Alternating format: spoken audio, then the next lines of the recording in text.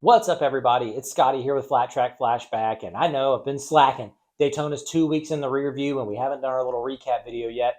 But yeah, we're here to talk about some things from Daytona Bike Week and some of the storylines as we head into round 3 in Sonoy here at the end of March. I'm not going to do like a full detailed recap of Daytona, quick times, heat races, stuff like that. Just want to look at some of the storylines that are coming out of the Daytona Short Track. And before the event began, our last video was looking at some of the last minute additions to the entry list and some riders who were coming back to contest Daytona Short Track. One of the additions we didn't touch on was the new dirt that got put down at the track and mixed in with the surface before the event started, and it didn't exactly play nice. That, combined with Mother Nature and a lot of rain that came through the day before the event, which washed out the Steve Nace race, it presented a lot of challenges. We had a really rough track on the opening night. We had probably 4 different racetracks on the second night, from really inconsistent in practice and qualifying to what looked like they were racing on sandy banana pudding the second night, and then it looked like it got better maybe by the features, but just really tricky conditions, and having that new surface mixed in there presented a lot of challenges throughout the weekend. It kind of made me think back to when Volusia Speedway Park resurfaced that track before Dirt Car Nationals in 2022 with the World of Outlaws and all the challenges that presented, in addition to some weather rolling through that week. And that was quite a chaotic start to that season. And Mother Nature and track conditions definitely presented a lot of challenges down there in Daytona for the riders. Unfortunately, we had several pretty harsh get-offs down there. Julia Hessen, the Bill Train race class, that opening night, just a scary, scary moment, getting bucked out of the saddle and colliding with the front stretch wall and fence. Thankful to see her walk away from that. That opening night for a Bill Train race was definitely wild, to say the least. Good to see they get a little bit smoother second night. Also cool, Taya Little back on the back in the program this year with a 2-1 and bouncing back from her injuries from last year. With some of the carnage throughout the weekend, we also saw a pretty rough get off for Brandon Price, Chase Sadoff, and Corey Texter suffered an injury on the weekend in a heat race crash where he and Maxwell came together.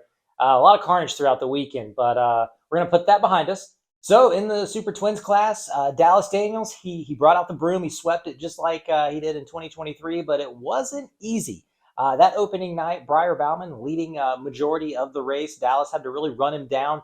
As Briar got into lap traffic, that seemed to really impact his race, throw off his momentum a little bit. Dallas was able to reel him in and pounce in the latter stages of that race and pull off a come-from-behind victory. Dallas winning that main event. It's actually the first rider, as I was looking back through results and stuff, Dallas was the first rider to win a main event after not making the Mission Challenge since Briar did it in 2022. So a good feat for Daniels there. Put that Yamaha atop the podium after an evening where, like we said, he missed the dash. He wasn't exactly setting the world on fire during the opening parts of that night, but he put it all together for the main event, and that's when it counts the most. Fast forward to the second night, and you get sort of a flip of the script where Dallas is out front leading the race, but Briar, put together some really solid, smooth laps, which was pretty hard to do on that track throughout the weekend. He reeled in Dallas, took the lead briefly coming out of turn 2, but Dallas able to counterpunch and get back to the front in that second main event and come away with the victory. And we saw a lot of emotion from those riders throughout the weekend, and it's great to see Dallas fired up for the year. I know there's been commentary about how people think he's going to walk away with this, but Briar Bauman showed he's every bit game for the challenge, and Dallas is not going to just have an easy year running away with all these events, as we saw there in Daytona. Definitely had to earn those two, and Briar just looks so much happier to be on that Harley on the podium. Just looks so much more at ease. He seemed at peace when we did our preview video for the season for the Twins class, and it's nice to see him get off the bike and not feel like he's gone through war, be petrified. Those two are shaping up to have quite a title fight. Dallas sweeping the event, has an 8-point lead over Briar as we head into Sonoy. Behind them, Davis Fisher and Henry Wiles put together great weekends, 4th and 3rd for those two riders. They're tied at 30 points. Henry able to put that Kawasaki in the dash both nights. He and Briar were the only riders to make the dash both nights, be on the front row both nights. Henry got on the podium the opening night, set quick time night 2. And those Kawasaki's, we were worried about them just being field fillers, but Henry, very impressive on the Kawasaki. Sammy Halbert was able to bounce back from ironically getting black flagged again on the opening night to bounce back to a fifth place finish. And Sammy gave us quite a soundbite in his heat race before battling through and making it into the dash on that second night. Also, I want to say these riders showing their personality and some really good podium interview clips and heat race interview clips. Just love seeing that. I love seeing the human element and getting to see their personality shine when they take the helmets off. We know when the helmet's on, when the visors are down and the leathers are on, there are superheroes. But yeah, just getting to see them really showcase who they are as people. It was really fun to see. We put together a few clips for an Instagram reel. That was fun to hear some of the sound bites from Briar, Sammy, Dallas, and Dalton with needing a cigarette after he went to war in the singles class. But yeah, back to the twins. Davis Fisher, Henry Wiles tied for third, and then Brandon Robinson sits fifth in points after going fifth and sixth on the weekend in his season debut with the Harley Davidson. I know we remember we talked about Brandon being on the Harley back when it's first debuted in the series around the same time the Indian did, and that bike being inferior. But Brandon still got solid results out of it against the better Indian. And then Daytona's been a place where he's really shined, and I was kind of surprised to see him only pull off a fifth and a sixth on the weekend. Sonoy, another track that he's done well at, a fourth and a third at Sonoy in the past. Being on the clay car track, having some more time on the bike, I think will be vital. And I fully expect Brandon to bounce back and be up in the mix with probably Briar and Dallas fighting for the victory there in Sonoy. Brandon's going to have to, unfortunately, he and Vanderkooi both are already teetering on being a full race worth of points behind Dallas this early in the season. And while, no, you can't win the championship at the opening rounds, you can certainly put yourself in a hole, and trying to bounce out of that is something they're going to have to right that ship pretty quick because you don't want Dallas and Briar getting too far out this early in the season and making it a real uphill climb. We saw what that was like for Tom Drain last year after having a subpar, opening night in Daytona with his crash. Even bouncing back with a victory on night two, he already was in quite a hole in the championship trying to chase down Cody last year in the singles class. But additionally, solid performances from Trent Lowe on the Honda, getting a couple of top tens there. Dan Bromley bouncing back from nearly cutting his foot off on the opening night to put that Suzuki in eighth. And Max Whale gets the Royal Enfield in the top 10 both nights. James Ott with his rookie season gets a top 10 on the opening night with the G&G Yamaha. And yeah, just a lot of variety with these brands. With the Kawasaki for Wiles and Halbert, that's something that I'm really excited to see. Let's not forget Briar was able to win Lima on a Kawasaki back in 2017 when Indian first burst onto the scene in the sport. So he's gotten the better of those machines on the Kawasaki before. I think a rider like Henry and Sammy could potentially compete for wins, and we saw that bike can have speed. So hopefully we'll get to see more of Henry on the year. And I know Sammy mentioned he's going to do a few rounds. We'll see how many he actually contests. I believe he mentioned he was going to do Sturgis, and we'll see if we see Sammy back at the track before Sturgis hits. Also, shouts out to Logan McGrain. After just hard luck the opening night, he was in a transfer spot during the LCQ and then had a mechanical problem and had to use a provisional the opening night, was running close to the top 10. And then again, another mechanical issue for him. He ends up DNF on the first night. Second night, though, bounces back, makes it to the main event. Was running inside the top 10 for a while and comes away with a career best 11th place. Congratulations to Logan on that solid performance. And then Brandon Price, good run on the first night, had that hard crash night too, put on a show for everybody though in the LCQ. That was a fun race to watch, him passing people around the outside. Couldn't quite get it together for a top 10 in the main event. Probably still feeling some of the effects of that crash. It was one of the more violent ones that I've seen at the Daytona short track. It's just good to see Brandon get back up and compete in that main event. We'll see what Price is able to do as we move into Sonoy here at the end of March. Shifting gears into the singles class, well, Cody Kopp, he came back, and the King continued his conquest of Daytona in this class. And man, it's just wild to think that Cody he's never trailed. We haven't had any points leader in the AFT singles class since the end of 2021. Cody has just been that dominant since he hooked up with this, or since he got back on the KTM. And I think Cody might have had his best Daytona ever. Winning the opening night by almost 2 seconds, winning the second night by nearly 5 seconds on a track where you're turning 19-second laps it's wild. Cody was dominant throughout the entire weekend. Dalton Gauthier able to get the better of him in one of the first impressions challenges and led a little bit that opening night before Cody was able to take the lead, and Dalton having to settle into a third place finish that first night. Again, before the epic podium quote by Dalton. But Cody just, he's just dominant there at Daytona. He's won 5 of the 6 races he's contested there, much like Dallas. But Cody was just in control all weekend. Nobody could touch him. He was one of the few riders who looked smooth on a track that was anything but at times. And it was nice of him to lay the bike over a couple of times and give everybody a little bit of hope that maybe they could hang with him in those main events. But man, just such an impressive run for Cody down there in Daytona. And it's cool anytime we get to see him come out to the racetrack. Anytime you got to make a house payment, Cody, come on back to AFT and mix it up with the boys. With Cody, he leads the points in the AFT singles class, like we said, by 11. But he's going to have Moto America commitments when Sonoy rolls around. Cody's going to be down in Austin, Texas, competing in the Talent Cup. And given the times that they have scheduled for those races, I think even if somebody wanted to loan Cody a private jet, it can be difficult for him to try to make both of those happen. So we wish Cody all the best, and are going to be definitely tuned in watching as he debuts on the pavement here in Austin, Texas during MotoGP weekend down there. Behind Cody, Tom Drain had a very quiet but very successful weekend. Put together a second-place finish on the opening night, put together a third-place finish on night 2, and is sort of your de facto points leader now, being the best of the riders behind Cody. Tom's got 5 points over Dalton, and one of his main rivals had quite a bit of drama on the weekend, and that was Chase Sadoff. Chase had that really tough get off on night 2, and before that, he had a very dramatic night 1. Has to throw his hand up on the line, not able to take off with the rest of the pack. He's about half a track behind in that main event, charging through the pack, ends up getting together with Chad Coast. They go down. Chad not cleared to make the restart, so he has to DNF the first night. Chase restarts and fights his way back up to 8th, but then gets docked 5 points after the fact as a penalty for that incident. And Chase had a really funny interview with Andrea with Going in Circles interviews, which, by the way, make sure you're following that account on social media. They post a lot of really cool stuff. And again, just goes back to getting to meet and know these riders when they take their helmets off and showing that personality. Andrea's done an incredible job with that. Follow Going in Circles interviews if you want some really fun stuff from race day.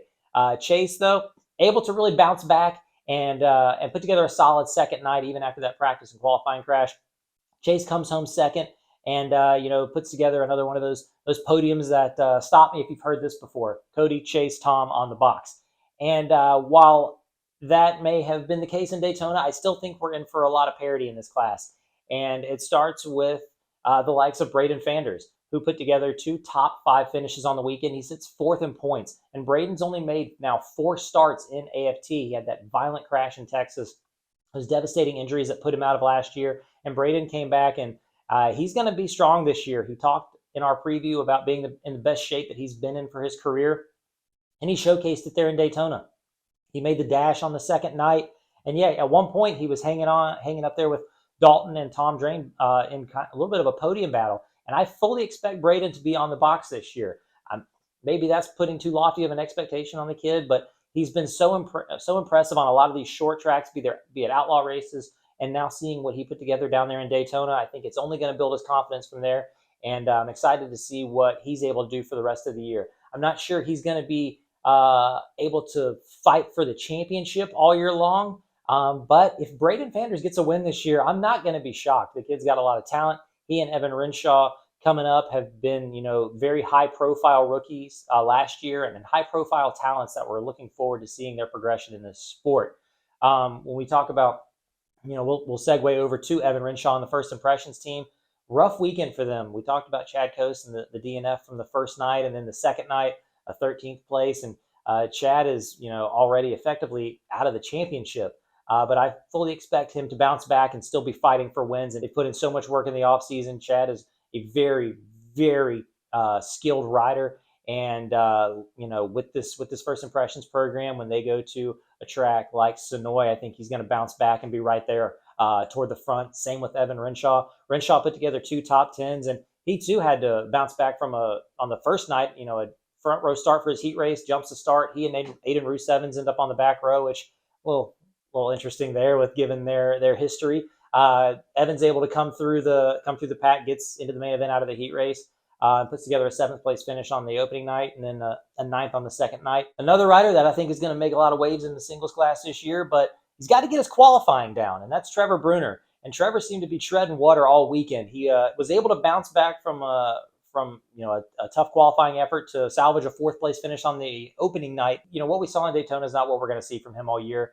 That seventh place finish on the second night, I know they're going to be expecting more out of that. And coming to this clay car track of Sonoy, I think that's going to suit Trevor. Trevor's run really well on facilities like this in the past, and that Turner team is going to be expecting a lot out of Trevor. Again, he's just got to qualify better, get that bike on the front row, and get up in the mix. But he's only 10 points adrift of Tom Drain at this point.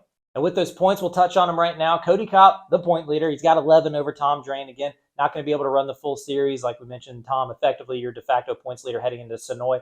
Over Dalton Gauthier, Braden Vanders, and Trevor Bruner bringing up the top five. Chase Sadoff with that penalty has him sitting in sixth at this point over Terrence Santero, Evan Renshaw, Tyler Raggio, and Aiden Rusevans, who round out the top 10. And just real quick, a shouts out to Taryn, who was in the dash on the first night, but then didn't even make the show through the LCQ on the second night. Had to use a provisional and made the most of it, charging through the pack all the way up to eighth place finish, put together that +9. Taryn and Aiden Rusevans actually both sitting at +9 on their plus minus for the season after Daytona, so proving they can make moves through the pack. And Ethan Kitchen, our first rookie to make a main event on the year, triple digit, now going to double digit next year. Shouts out to Ethan, great ride for him on on that second night there in Daytona to get into the main event and put together a top 10 finish, which is, I know he's going to be stoked on that, and hopefully we get to see more out of Ethan this year and maybe a couple more main events from him. So yeah, just want to thank every single rider and team owner and sponsor and fan that supports this amazing sport of flat track racing. Especially a huge shout out to all you riders who helped put our preview videos together. It means the world having your support. Honestly, it's tough. It's been tough for me recently with this channel. It's tough for me a lot to find value in myself and purpose in life. But even with this channel, I worry about whether or not it's a benefit to the sport of flat track. We started this channel to give commentary on this amazing sport that we love, and a lot of times I worry that all I'm doing is just regurgitating stuff into this already overflowing abyss of information that you guys could take in from other motorsports. And I definitely don't want this to be a hindrance on the sport or not be a benefit to the sport of flat track, because this channel ain't for me. It's for to showcase the amazing riders and this amazing sport that we have. And I've just been having a lot of trouble finding whether or not what I'm doing has any value or benefit. Again, the support from people at the racetrack, the support from the riders, it means the world, and it keeps my head above water and keeps us wanting to come back and do more stuff like this. I definitely feel like when we're able to go to the racetrack and do events like Winter Throwdown, or like when we go to the Southeast races, when we get to go to RVA here shortly, having boots on the ground when we're at the track and being able to comment on it there is giving you guys a better quality video and more valuable content when we're able to attend those events. So I'm looking forward to being able to attend Sonoy here at the end of the month, and to then go up to the second night of the RVA race. We're going to have to miss the opening night, but we'll be there on the second night of that event, and we're just excited for that. Before that, though, this weekend, we've got racing for the Southeast Flat Track Series. Their second round is going to happen up at Margarettsville Speedway, up there near the North Carolina-Virginia border. Clay go-kart track. RPM Promotions has their second round up in Thunder Mountain Speedway in Kentucky, a banked clay car track. So if you guys want to get some reps on a facility that's going to probably resemble what Sonoy is going to present you, that's an opportunity to get some reps under your belt there. Support these promoters and these local races. And please, guys, bring somebody new to the racetrack. Introduce a new fan. Talk to your friends about it. Let's showcase this sport. I've been very fortunate the last couple of years to be able to watch the opening round at Daytona with a good friend of mine who works on the cars tour at Flo Sports. And, we really enjoy getting to have that time to enjoy this event and to talk about flat track racing, which he doesn't get to see a whole lot of throughout the year because of his commitments with that. But yeah, try to support these series. I'm excited to be able to support amateur racing and to be able to attend these Corey Texter events. I'm glad that I'm in a position to do so, and to be able to stream these events when I can't be there in person. But support these promoters, support these riders and sponsors in these series, and let's bring people out to the racetrack. It's the best form of motorsports on the planet. I know MotoGP might be the top level, but right now Marc Marquez is making a mockery of that series. He is just dominating over there.